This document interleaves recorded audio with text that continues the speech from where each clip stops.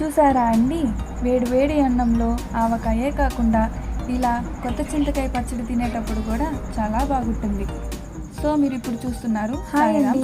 కొత్త చింతకాయ పచ్చడికి తయారీకి ముందుగా 1 కేజీ చింతకాయలు తీసుకొని శుభ్రంగా కడిగి ఎండలో ఆరబెట్టుకొని ఆ తర్వాత చింతకాయల్లో ఉన్న తడాలను తీసుకోవాలి.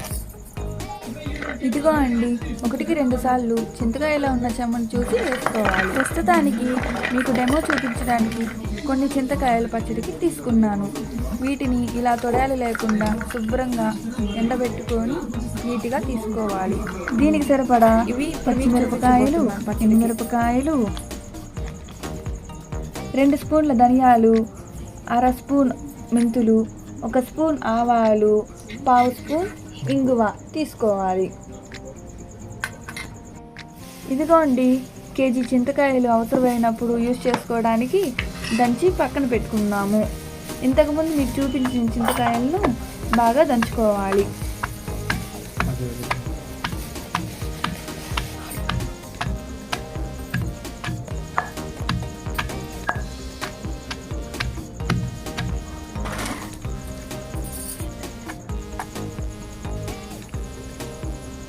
ఇందులోకి తగినంత కల్లుప్పు తీసుకొని బాగా దంచుకోవాలి.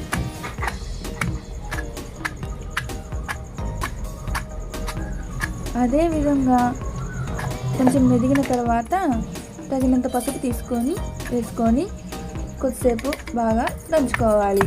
ఈ పచ్చడి మెత్తగా అయ్యేంత వరకు.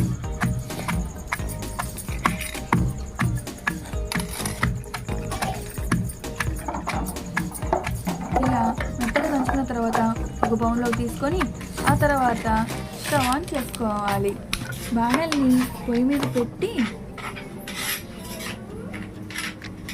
కొంచెం మీడియం ఫ్లేమ్లో స్టవ్ ఆన్ చేసుకోవాలి.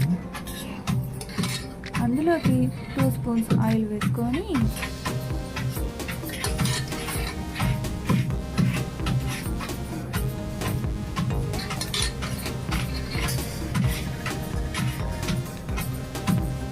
ఇందాక మనం తీసి పెట్టుకున్న ధనియాలు, ఆవాలు, మెంతులు ఇప్పుడు బాణల్లో వేసుకోవాలి. ఆ తర్వాత తీసుకున్న ఎండుమిరపకాయలు అందులో వేసుకోవాలి. ఇది కొంచెం మంచి స్మెల్ వచ్చేంత వరకు బాగా వేయించుకోవాలి.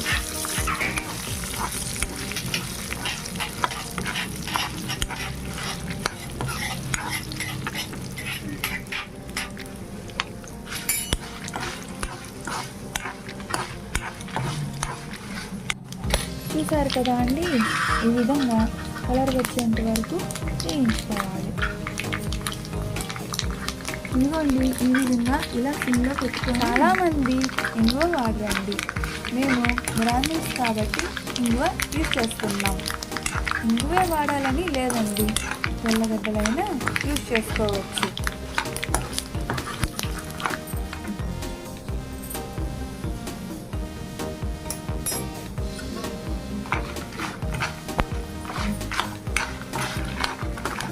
ఇంగువ లేదా తెల్లగడ్డలు వేసుకున్న 2 మినిట్స్ తర్వాత స్టవ్ ఆఫ్ చేసుకొని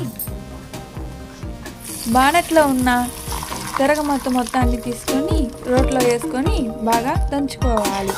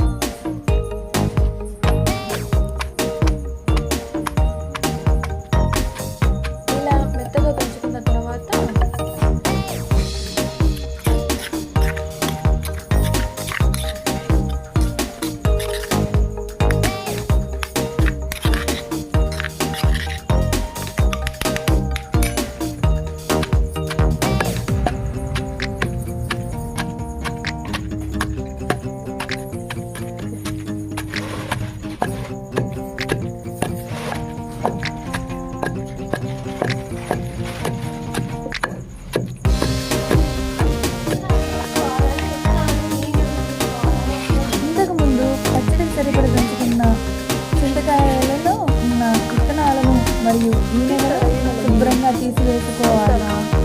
ఇలా రోట్లో వేసుకొని మెత్తగా దంచుకోవాలి. మొత్తం పచ్చడి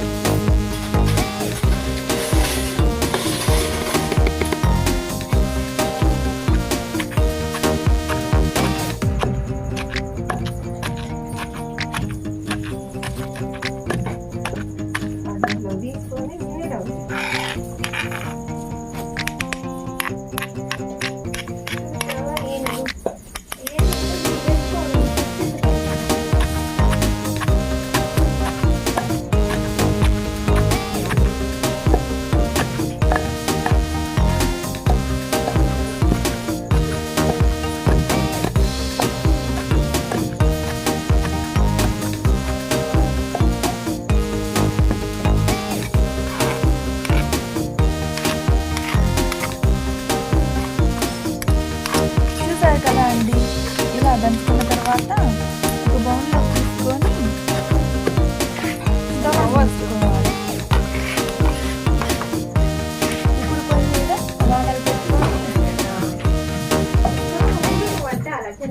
కొంచెం మీడియం ఫ్లేమ్లో పెట్టుకోండి.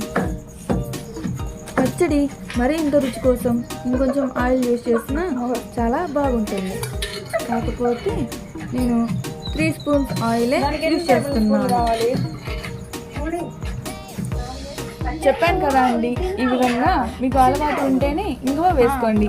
లేకుంటే నూనె బాగా కాగిన తర్వాత చల్లార్చుకొని మనం బౌన్లో తీసి ఉంచుకున్న పచ్చడిని బాణట్లో వేసుకొని పచ్చడిని పట్టేలా కలుపుకోండి.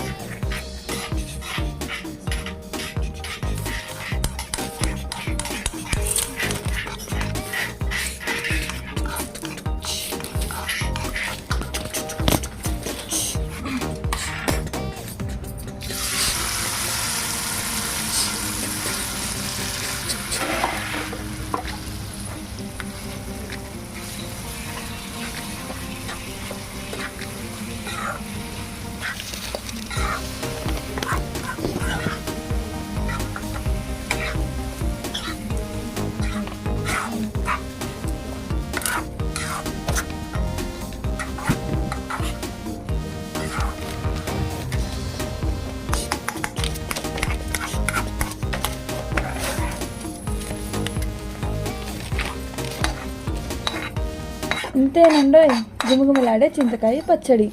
ఒక బౌన్లోకి తీసుకొని ఇలా వేడి వేడి అన్నంలో కాస్తంత నెయ్యి తగిలించి మరియు చింతకాయ పచ్చడిని వేసుకోవాలి. కలుపుకొని తింటుంటే ఉంటుంది చూడండి. ఆహా, సాయిరాం రుచి అనేలా అనిపిస్తుంది. మీకు నచ్చితే లైక్ చేయండి.